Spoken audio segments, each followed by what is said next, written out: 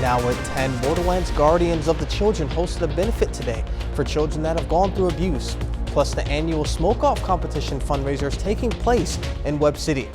And the Women of Rock will be performing this weekend in support of the legacy of music. The 4 states' most watched news starts now.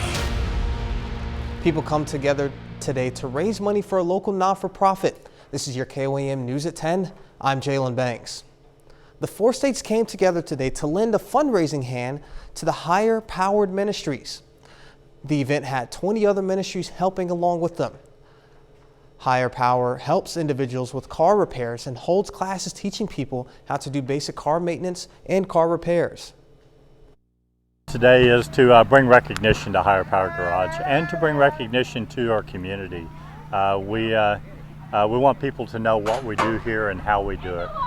We also are to raise a little bit of money to help us to pay the bills over the next few months. And we also are looking to just bring some fun and excitement into our community. All the proceeds go back to the organization at the event. Borderlands Guardians of the Children hosted a benefit today. The goal is to help promote and gain volunteers for their cause, which is to befriend, support, and look after children that have gone through abuse. Well, the mission statement of Guardians of the Children is to recognize and react to child abuse and to educate the public to do the same. And so what we're out here doing today is a fundraiser to raise funds to support that mission and to raise awareness of who we are and what we do within our community. There were 5 other organizations that helped with the event. The Summer of Rock and the Legacy of Music showcases women in local bands who perform rock music. The event is to show the legacy of women who perform in the genre. 4 bands played at the event. Our goal is to raise some money for the legacy of music and just to get some of the local talent that is around this area out for others to hear, and hopefully we'll have a good turnout today. To find more events such as this one, you can find them on our website at koamnewsnow.com. The annual Mo Elk Southwest District Barbecue Grill and Smoke-Off competition fundraiser began today in Webb City. The cookout consists of 18 teams that will battle for the best tasting chicken and ribs. KOAM Shagun Bomdali has more. The annual Missouri Elk Southwest District Barbecue Grill and Smoke-Off competition fundraiser began today at Webb City. The cookout consists of 18 teams who battled for the best tasting ribs and chicken. We have 18 different teams here today that are competing, and today they will be competing with chicken and ribs, and then later this afternoon we'll have a People's Choice event to where we will serve to the public from 2 to 5, $10, all you can eat. You'll get a ticket and vote on whichever one you like. Novell tells me what the donated money will be used for. All the money that we raise will be separated out between the lodges that have come to compete. I spoke to a cook, and he tells me how he feels to be part of the event. Oh, it's great. The camaraderie is awesome. We got a lot of great people out here. We got family. Can't see, we have a playground over here. The kids are all having a great time. It's just about coming together, putting your game on, and lighting up the grills and throwing out some great food. Perry tells me why events like this are important. Bringing people together. You know, we've been through a lot in the last 3 years. The whole country has, the whole world has, and to get people back together, doing these social events and talking one-on-one, that's really what it's all about in my opinion. You know, just coming together, friends and family, and having a great day together. And when I asked if he had anything else to say, here is what he said. Just Creek Crew! Barbecue! That's it, yeah. So, thank you. In Webb City, Shagun Bomdali, KOAM News. The cookout was open to the public, and with the barbecue weather and all this heat, hopefully it continues. And Sam Lane joins us with a look at the weather. Yeah, it was a great day to be barbecuing outside, and it was pretty warm and toasty across the entire area. You can see highs this afternoon ranged anywhere from the upper 80s, like at Anderson with 87 today, 92, 91 here in Joplin, 96 hot degrees over there in Chanute, so it's a little bit warmer just out to the west. And temperatures right now have fallen down into the 70s and 80s, 83 in Oswego, 79 in Fort Scott right now. And we're expecting some rain to come into our forecast, but this afternoon we made it up to 92, 88 is the normal, but at least we weren't 103 like we were back in 1954. And as I mentioned, there are storms on radar, and I'll tell you in just a few minutes how much we can expect from those storms later on. All right, well, hopefully those storms don't affect this. Less than 48 hours ahead of the historic mission, the Artemis One Mission is on track to lift off to travel around the moon in the new era of spaceflight on Monday, 5 decades after NASA's last trip to the lunar surface. Isabel Rosales has the preview on the preparations behind the launch. We do feel good about our attempt on Monday. The countdown has officially started for the launch of the Artemis One mission to its historic lunar journey from Kennedy Space Center in Florida. The mission will test a new Space Launch System rocket, Orion spacecraft, and other components designed to make deep space travel safer for humans. 50 years after the last Apollo mission, the Artemis One mission is the first step in NASA's plan to return humans to the moon. We're going back to the moon in preparation to go to Mars. That's the difference. 50 years ago, we went to the moon for a day, a few hours, 3 days max. Now we're going back to the moon to stay, to live, to learn, to build. As the launch teams arrived at their stations at the Kennedy Space Center in Florida this morning, all eyes on any potential mishaps. Our potential outcomes on Monday are that we could go within the window or we could scrub for any number of reasons. We could have weather, we could have technical issues, or we could have a range and public safety hold, and or a combination of any of those. If it all goes according to plan, the spacecraft will orbit around the moon, traveling a total of 1.3 million miles over just 42 days, before splashing down off the coast of California in October. For now, Artemis 1 is one step closer to the moon. Its first launch window is Monday between 8:33 and 10:33 a.m. Eastern. I'm Isabel Rosales reporting. There's new fallout from the release of the redacted affidavit used to justify the FBI's search of former President Trump's Florida residence earlier this month. The 38-page document offers some details about classified records stored at Mr. Trump's Mar-a-Lago estate. But with many parts blacked out, it raises new legal and national security questions. Michael George reports from New York. Director of National Intelligence Avril Haines says her office will lead an assessment of the potential risks to national security posed by former President Donald Trump keeping classified documents at his Florida residence.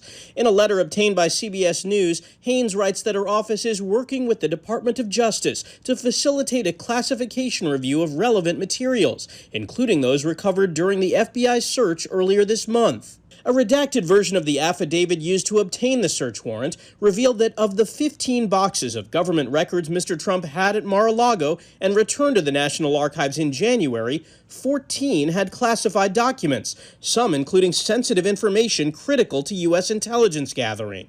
That is the linchpin of the entire affidavit. We are talking about materials that could kill people, as well as, of course, reveal sources and methods really undermine our national security. Investigators found 184 documents with classification markings, including 67 documents marked as confidential, 92 marked as secret, and 25 top secret. The FBI agent who wrote the affidavit also said there was probable cause to believe that evidence of obstruction will be found at Trump's property, as well as contraband, fruits of crime, and other items illegally possessed.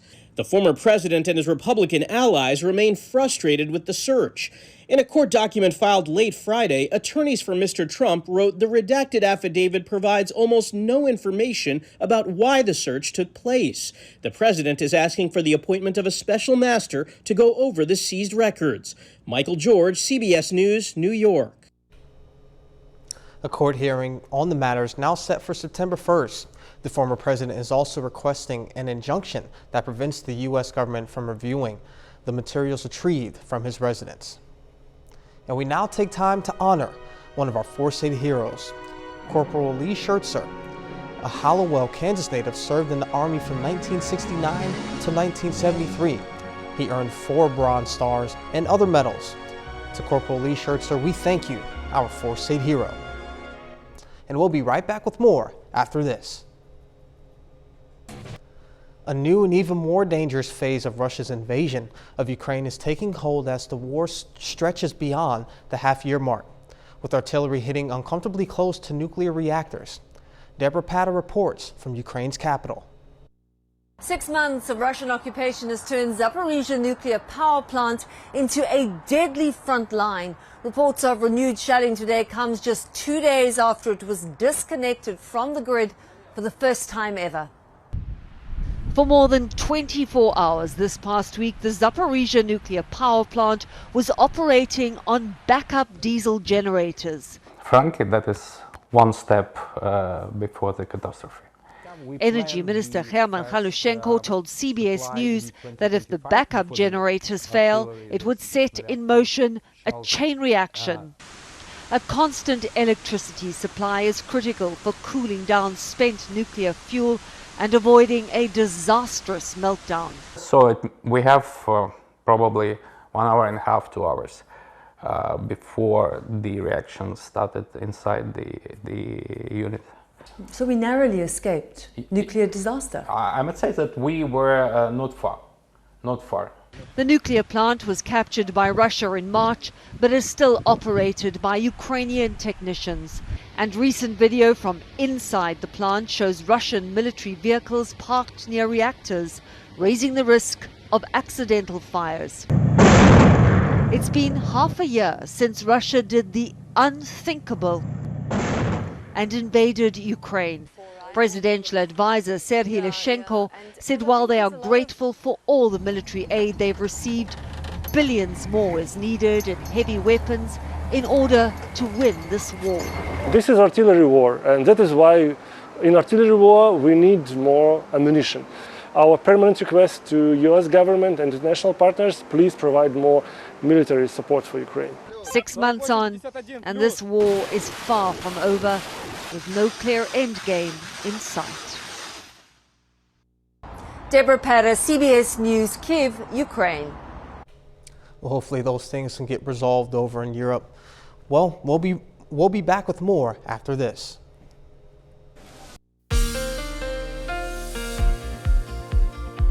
Well, summer rolls right along with temperatures in the 90s here in the month of August, which is kind of normal, but we've been way above normal for so long, it's kind of hard to imagine anything else. Right now in Seneca, Missouri, a beautiful evening shaping up across the area at the Indigo Casino Sky and Resort down there in Seneca. And it's a pretty pleasant evening here in Joplin as well. As I mentioned, we've been above normal for all the month of August for the most part. We've had 20 days above normal, only 6 below. And right now, if the month ended today, we would end up being the 14th hottest August in Joplin history. So hopefully we're going to get some cooler weather in here and not get any higher on that list. There is some hope though. You can see on the radar rainfall amounts. It's been very spotty across the area, but notice out to the west, quite a bit of rain falling across western Kansas, and that is moving in our direction. Temperatures right now are in the upper 70s to lower 80s, 78 in Lamar and in Nevada, 79 in Fort Scott, 85 though still for our friends over in Independence. Meanwhile, here in Joplin, it's 81. Dew points are in the mid-60s, and we even had some 70s showing up earlier with Stockton and Nevada as well as Fort Scott. But now we're seeing temperatures in the mid-60s, and that means it's kind of sticky out there on our muggy meter, well, our dew point tracker. It can get muggy once you get up close to 70 degrees, and the moisture in the air is going to help with that rainfall, especially if you get under one of those thunderstorms. You can get quite a bit of rainfall in a short period of time. All right, let's take a look and see what it feels like right now. It's 83 in Parsons, or that's what it feels like anyway, 85 in Yates Center, and 82 down in Bentonville. The allergies, yeah, they've been bad, especially the ragweed, and as a result, 10.2 today out of a scale of 12, and tomorrow is going to be about the same, and we're going to be seeing the mold spore starts to increase as well, especially with some of those thunderstorms after they pass through. 81 right now in Joplin, feels like 83 because the dew point is 66 and the pressure is slightly rising right now. Future track, scattered showers and storms by tomorrow morning, especially in southeastern Kansas, with lows in the 70s across our area, 71 over in Monette.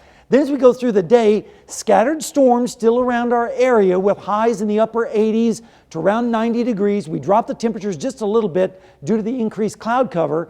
Then as we go into Sunday night into Monday morning, lows in the 70s once again across our area with the front and the instability still around.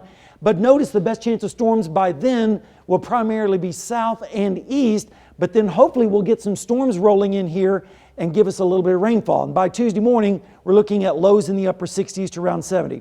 Your rain tracker, not everybody's going to see the rain, but some folks will get quite a bit, especially further to the south and also to the north and west. And hopefully, you'll be under one of those storms. Let's take a look at the next 7 days. 88 tomorrow, 40% scattering of storms, 91 on Monday, 91 on Tuesday.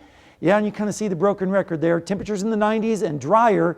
And then the next chance of rain probably won't arrive until early next week. But hey, at least we're not hitting 100 degrees, which we can do at this time of year. I remember at one point, I want to say we had 20 days of 100 plus. Yes, 21 degrees. days so far this year, and that's enough for me. Yeah, I'm with you on that one. Hopefully it continues to cool down, and fingers crossed on that rain. Yes. All right, thank you, Sam. You're welcome. Coming up in sports, NEO is heading into their third season under head coach Zach Crisip. Yeah, and the Norsemen get to kick off their season at home at Red Robertson Field today.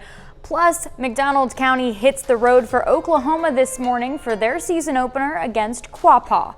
Those highlights and more next.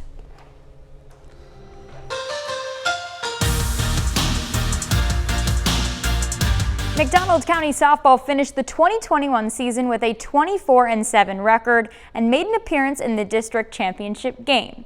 Today, the Mustangs travel across the state line for their season opener.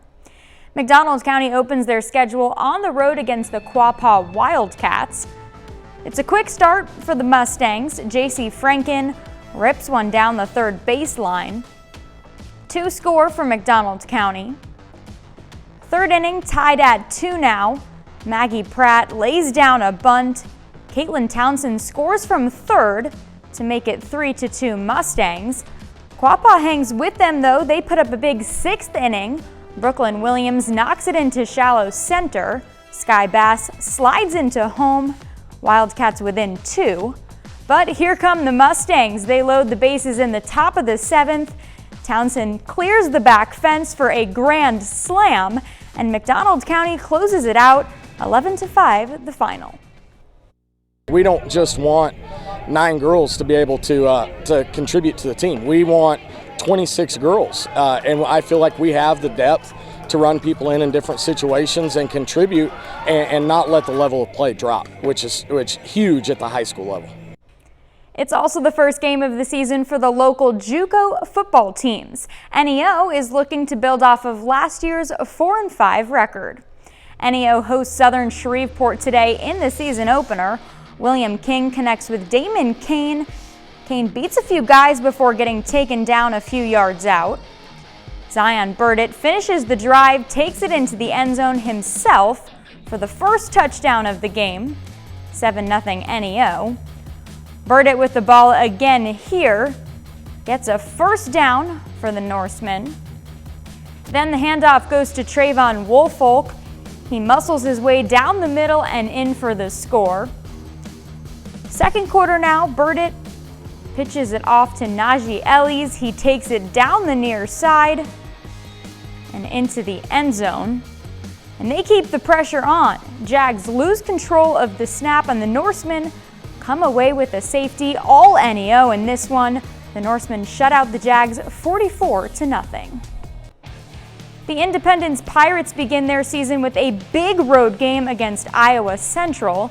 The 11th-ranked Tritons take down the 10th-ranked Pirates 34-17. The Red Ravens won the Kansas Jayhawk Conference regular season title last year and are picked to finish 4th in this year's preseason poll. Coffeyville hosts Highland this evening for their first game of the season, and the Red Ravens shut out the Scotties 37-0. Quarterback Isaiah Velez connects with 3 different receivers in the end zone and takes one in himself from 16 yards out. That's the cool thing about this area, is that the JUCO football stacks up with anywhere in the country. The Jayhawk Conference, you can pit them up against California JUCOs, Texas JUCOs, even Mississippi, which is considered one of the top JUCO areas in the country. So it's so cool that here in the 4 states we have that level of talent. Absolutely, and it's great to see when those players kind of go to our local schools as well, and we can continue to follow their careers. Oh yeah, absolutely. And then let's not forget about the Mustangs, hitting the Grand Slam today and getting the season off to a good start. Good stuff. All right, we'll be back with more after this. It's never happened in the history of the Miss England beauty pageant until now. A woman competing for the crown, free of makeup. Melissa Ralph is into the finals of the nearly century-old pageant. The 20-year-old college student from South London tells the UK's independent newspaper it means a lot to her to compete without makeup. She says many girls of different ages wear makeup because they feel pressure to do so. Ralph did wear makeup at a young age, but decided to go against the tradition for the beauty competition. She tells the newspaper it's about being happy in your own skin and flaws and make every person unique. The pageant first introduced the bare-face model round of competition in 2019. Ralph plans to continue to go makeup-free when the Miss England finals are held in October. Good for her. Yeah, I think that's a sound message. Yeah. What do we have? We've got some storms on radar out to the west. They'll be moving into our area mainly tomorrow, 40% chance of storms. Then we start to turn drier, but then another round of storms early next week. All right, Danny, what do we have in sports? Well, the Cardinals continue to trend upwards. They walk it off against the Braves tonight on a walk. Okay. So, whatever it takes. That's right. A win is a win. That. Yeah, and then college football, we had Nebraska, Northwestern play in Ireland. That was pretty neat. They got to avoid all the heat that we have here in the 4 states. Man, let's keep things rolling for this sports this year. Well, that's our time for now. Remember, we're always on at the KOAMnewsnow.com and with the KOAM News Now app. Thanks for making us part of your night. We hope you have a great one.